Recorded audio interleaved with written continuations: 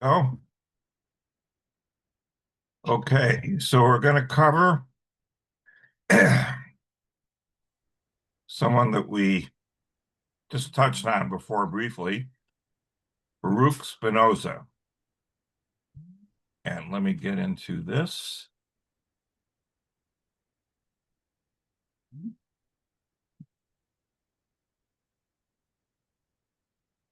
So you just have a picture of Spinoza. Who knows if it's true? So we did touch on him before. So I'm going to start with what we did before so you'll see. So we talked about Einstein, and Einstein was very mystic and so forth. Um, and he has all of these different quotes that we cited. But the key thing was this. Whenever he lectured, particularly at US universities, students asked him, "Do you believe in God?" And he said, "I believe in the God of Spinoza." So we flagged this, but we never did anything with it. And so here's what Einstein had to say. If there's a dialogue here, start with Spinoza. Spinoza would say, God would say, stop praying. What I want you to do is go out into the world and enjoy your life. I want you to sing, have fun, and enjoy everything I've made for you, and stop going into those dark, cold temples that you built yourself and saying that they are my house. My house is in the mountains, in the woods, the rivers, the lakes, the beaches. That's where I live, and that's where I express my love for you. I am pure love. Stop blaming me for your miserable life. I never told you there was anything wrong with you, or that you were a sinner, or that your sexuality was a bad thing. Sex is a gift I've given you, and with which you can express your love, your ecstasy, your joy. So don't blame me for everything they made you believe. And stop reading alleged sacred scriptures that have nothing to do with me. If you can't read me in a sunrise, in this landscape, in the look of your friends, in your son's eyes, you'll find me in no book. Stop asking me, will you tell me how to do my job? Stop being so scared of me. I don't judge you or criticize you nor get angry or bothered. I am pure love. Stop asking for forgiveness. There's nothing to forgive. If I made you, I filled you with passions, limitations, pleasures, feelings, needs, inconsistencies, and free will. How could I blame you if you respond to something I put in you? How could I punish you for being the way you are if I'm the one who made you? Do you think I could create a place to burn all my children who behave badly for the rest of eternity? What kind of God would do that? Respect your peers and don't do what you want, uh, and don't do what you don't want for yourself. All I ask is that you pay attention in your life, that alertness is your guide. My beloved, this is life. This life is not a test. It's not a step on the way. It's not a rehearsal. It's not a prelude to paradise. This life is the only thing here and now, and it is all you need. I've set you absolutely free. No prizes or punishments, no sins or virtues. No one carries a marker. No one keeps a record. You're absolutely free to create in your life heaven or hell. I can't tell you if there's anything after this life, but I can give you a tip. Live as if there is not, as if this is your only chance to enjoy, to love, to exist. So if there is nothing after, then you have enjoyed the opportunity I gave you. And if there is, rest assured, I won't ask if you behaved right or wrong. I'll ask, did you like it? Did you have fun? What did you enjoy the most? What did you learn? Stop believing in me. Believing is assuming, guessing, imagining. I don't want you to believe in me. I want you to believe in you. I want you to feel me in you when you kiss your beloved, when you tuck in your little girl, when you caress your dog, when you bathe in the sea. Stop praising me. What kind of egomaniac God do you think I am? I'm bored being praised. I'm tired of being thanked. Feeling grateful? Prove it by taking care of yourself your health, your relationships, the world. Express your joy. That's the way to praise me. Stop complicating things and repeating as a parakeet what you've been taught about me. What do you need more miracles for? So many explanations. The only thing for sure is that you're here and you're alive, and this world is full of wonders. So, what did Spinoza end up doing? He developed a methodology, which we'll come to his biography in a minute. But he said, well, we have knowledge in three categories. We have daily life with all of the opinions and conventions and dogma and so forth. Then we have scientific knowledge, which is based on repeatable observations, which is always true. And then there's the true linkage with the collective unconscious that's out there everywhere. These are the three categories of knowledge. These are very different categories. So this suggests a daily program for your life.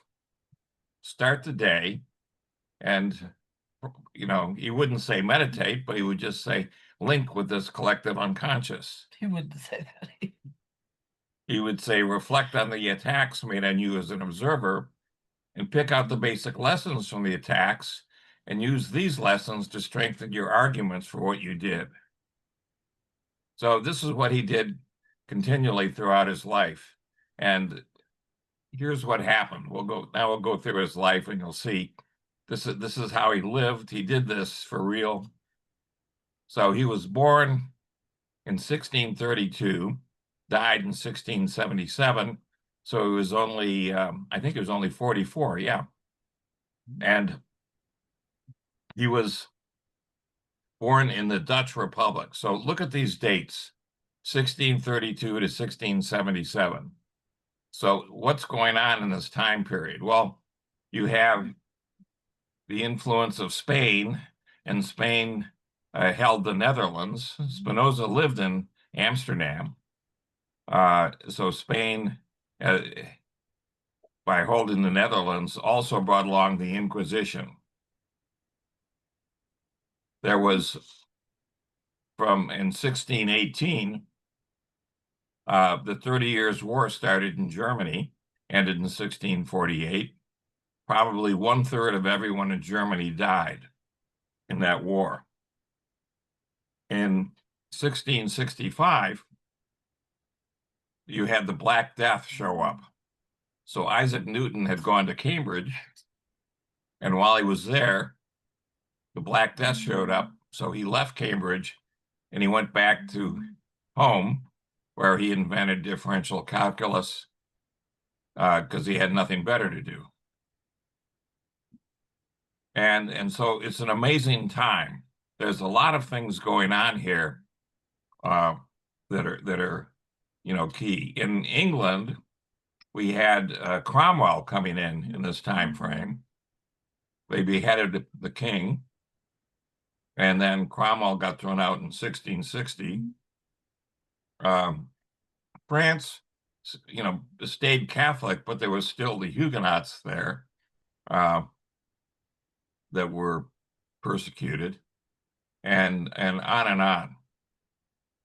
So Spinoza is viewed as a forerunner of the Age of Enlightenment, but he was significantly influenced. He significantly influenced all by himself modern biblical criticism.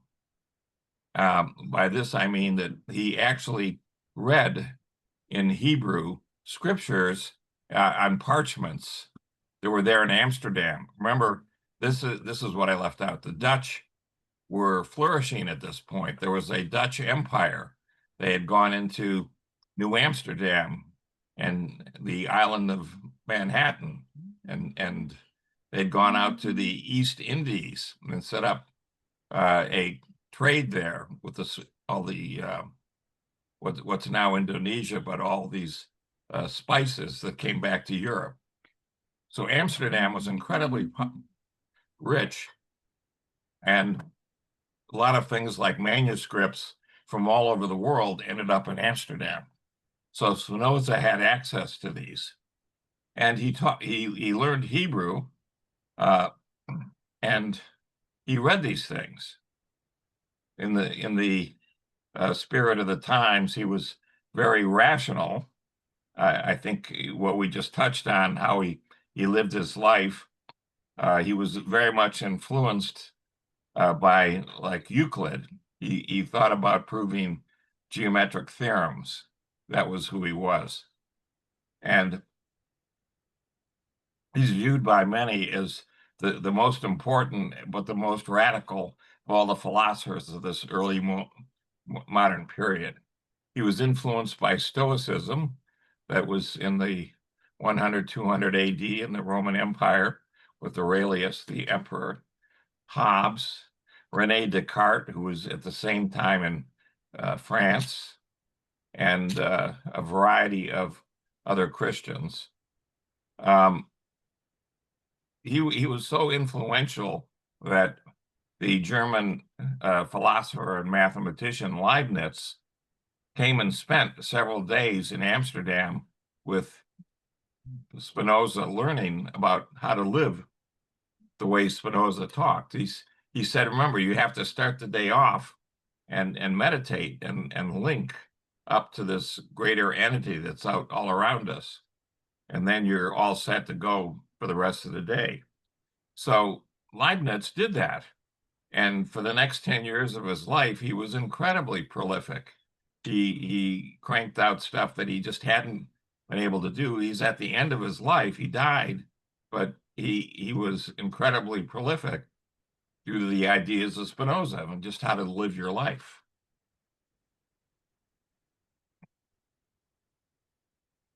Okay, so Spinoza was born in Amsterdam. His family had fled Portugal for the Dutch Republic. He received a traditional Jewish education, learning Hebrew and sacred texts in the Portuguese Jewish community in Amsterdam. And as a young man, he started to challenge the authorities of Judaism there in Amsterdam and question Jewish doctrines. This led to his permanent expulsion in 1656 at the age of 23. Now, the expulsion is significant. He could not talk to any other Jew. No Jew could approach him, be close to him. Clearly, they could not do any business with him. And so what in the world did he do that got him expulsed at age 23? Well, I touched on one thing. He read Hebrew. And so he actually went ahead and read the Pentateuch, the Torah. And since he had access to these Hebrew texts on these parchments, he started to realize that, well, this piece has this style, and then this other piece has this other style. They're both in Hebrew, but they're different styles. And then this other piece has a different style, and so on. And he came to the conclusion that the entire Torah or Pentateuch was put together by the Jews after they had been thrown out of Jerusalem when Nebuchadnezzar went in there in 586 BC and leveled the temple and scattered all the Jews, and many of the Jews went to Babylon. So it's plausible that some of these Jews were there and they had pieces of earlier scripture, and they went ahead and said, let's piece this together and we'll reconstruct a coda that we can all live by, what it means to be Jewish. Well, one of the things that they did was they threw out any mention of women. And yet it's clear from other sources that women played a key role in shaping of Judaism, but not in the Torah. So that was, you could see by pointing this out, you don't make a lot of friends. So that's just one example. We'll come back to some others. He was an amazing individual, incredibly high energy to go dig into all this stuff. So after he'd been expelled, he had to distance himself, and he devoted himself to philosophical inquiry and lens grinding. The Dutch were experts at lens grinding in this time period, and they had developed microscopes and telescopes. And so Spinoza worked at this. It probably led to his early death from all the grinding of glass that got into his lungs. That's just a conjecture. But the end result of this was he attracted a circle of followers who gathered to discuss his writings and joined him in pursuing the truth. So Spinoza published very little to avoid persecution and bans on his book. Everything that he did publish was banned. In the book called Tractus Theologico-Politicus, which was described as one of the most important books of Western thought, Spinoza questioned the divine origin of the Hebrew Bible. Remember, what Spinoza saw was it was put together probably by these Jews in Babylon, and it was therefore was not put together by God. And if that's the case, the Jews are going, well, how could you possibly say this? God put together these writings. Now, he also dealt with the nature of God, and we've already seen what he said about that. He said clearly no temples. What you need is just a nice glen in the woods. You need a nice spot on the beach, a nice river to sit by. That's where God is. No cathedrals, no temples, no synagogues, no anything. And that means that there's no need for ecclesiastical authority like rabbis, which again led to even more fights. He wrote another book called Ethics, which he argued for a pantheistic view of God, which we've touched on. And he explored the place of human freedom in a world that was devoid of any moorings of what was then theology or cosmology and political moorings. Spinoza did some very basic things. For example, he looked at the calendar, and the calendar supposedly starts with the birth of Jesus of Nazareth. And as he studied this, he said, well, we have a problem here. First problem is that you go from 1 BC into the next year is actually 1 AD. You're actually there's no year zero. Okay, you go right through that. So that's just the tip of the problem. The other problem was, though, he saw that Herod had decided to kill all the newborn boys in Bethlehem, anyone under 1 or 2 years old, any boy, when the Magi showed up and said that there was a Messiah that had been born in Bethlehem. So Herod went ahead, make sure they all got slaughtered. The problem is... Don't slouch. Don't slouch. What is this? Sit up. Don't slouch? Yeah. Oh, your better half is telling you to... Yeah, that was my wife. Sit up. Okay. Sorry. So Herod died in 4 BC. Well, 4 BC is clearly before 1 BC or 1 AD. So Jesus clearly wasn't born in the year zero. There is no year zero, but the calendar's all screwed up. Another example of what he did to just show you how he made enemies was he studied the story of the destruction of Sodom. That Sodom had all these evil people in it, and God called down thunder, lightning, whatever, and Sodom was destroyed. So he was reading this in the Hebrew texts. I believe Sodom and Gomorrah are in Genesis, even in the early part. And so he started reading about the surroundings there, and he had maps, and he went and he looked, and he realized that the church had said, well, therefore the place where Sodom is in the south of the deserts there in Israel, going down toward Masada, for example. But when Spinoza looked at it and got his maps out, he said, no, it's no wonder no one could find Sodom. It's not there. You could do all the archaeology you want to, but it's what the Hebrew text is saying is it has these hills and so forth. And it says that Abraham was on a hill and saw Sodom get destroyed. Well, he knows what hill Abraham was standing on, and that hill's in the north. So he went and looked at everything, and in fact, people have now gone and excavated Sodom. So it appears what happened to Sodom was a meteor hit it. That's why it got flattened. And, that's good enough to take out anything, having a meteor come in at, 10 miles a second and crunch everything, end of story.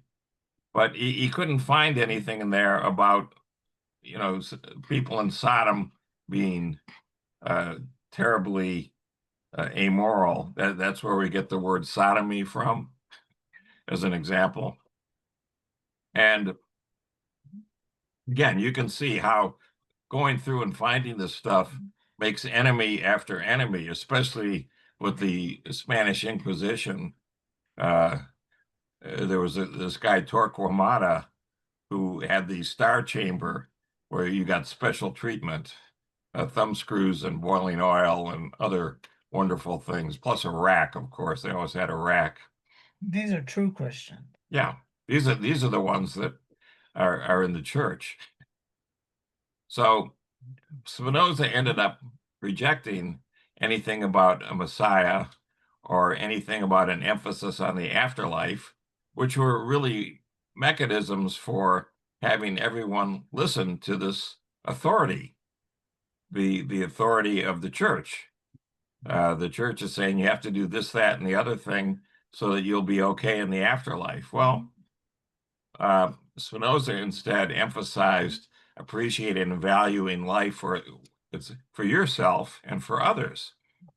And by advocating for individual liberty in its moral and psychological and metaphysical dimensions, he helped establish what's called today secular theology.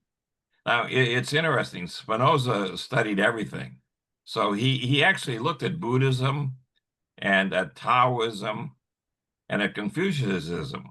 And he said, now, these are really good things to go follow because they're dealing with these concepts. The Tao is dealing with, hold on one sec. Yeah, Joe? Yeah, we're just doing the class. Is it anything quick?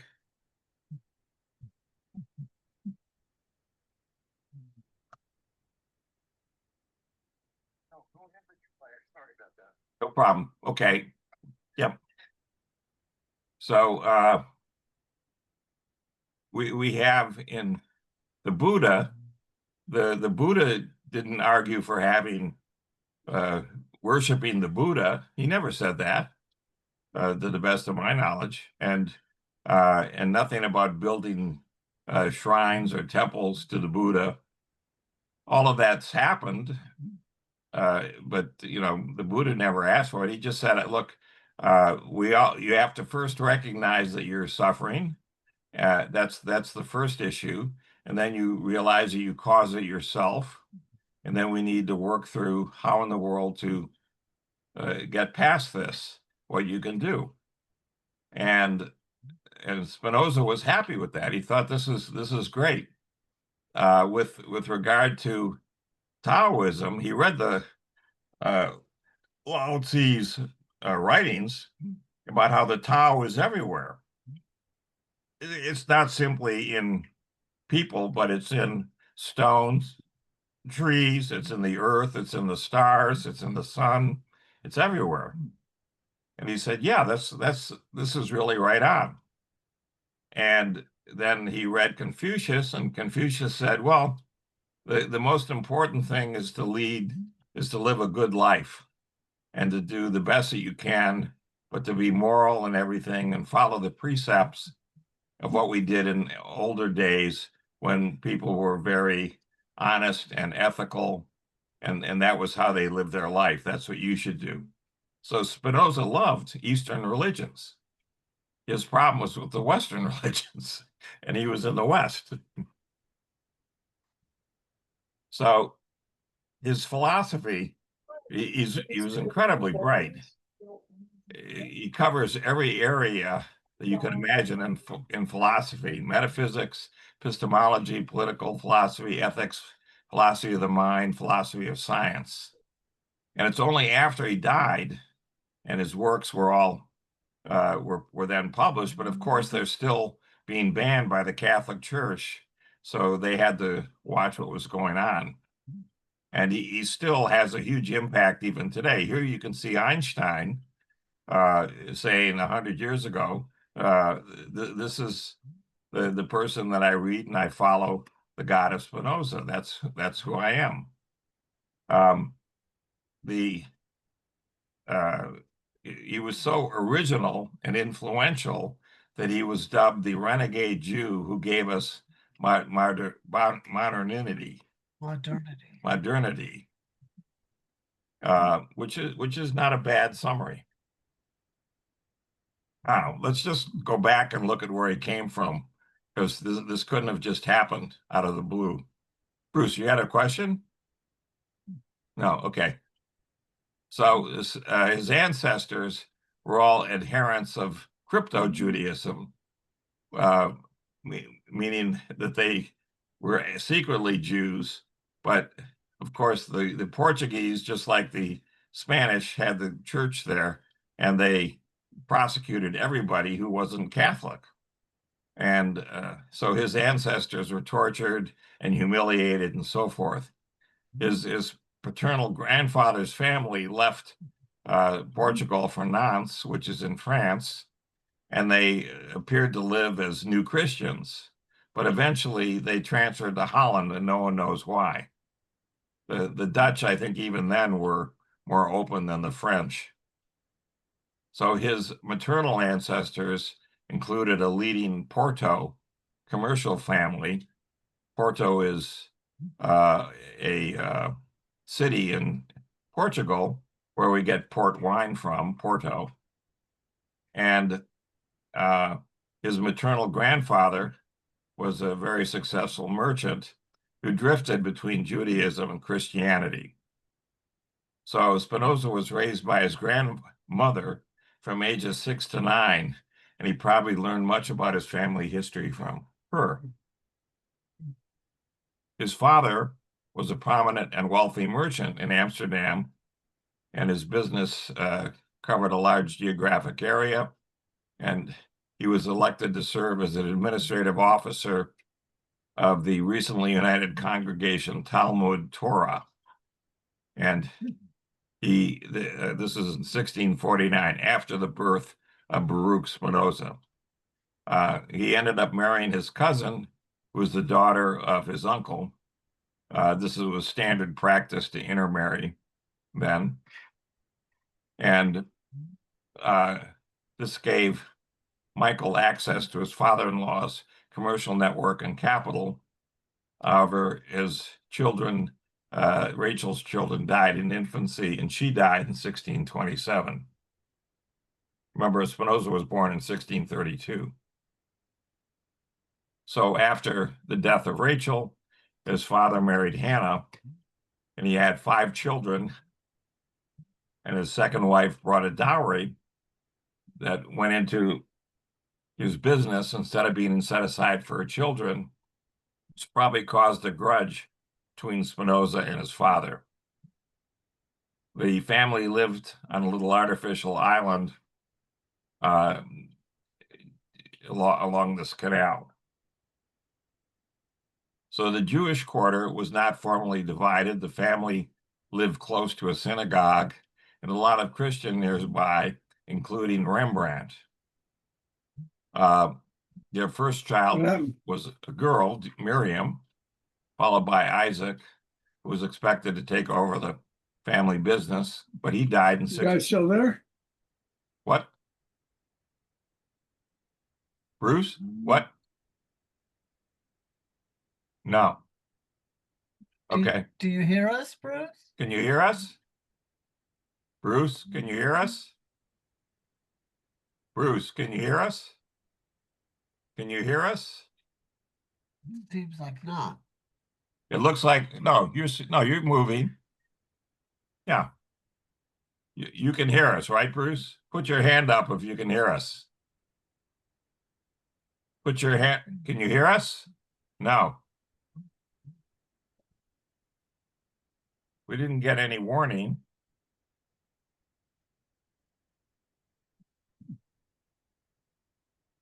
Hold on a second. Let me just go back.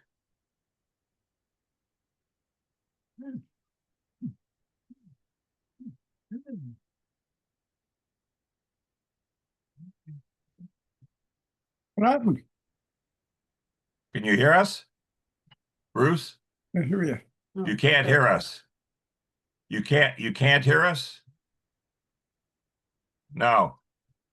We got this up. You just lost it. You just lost it just now.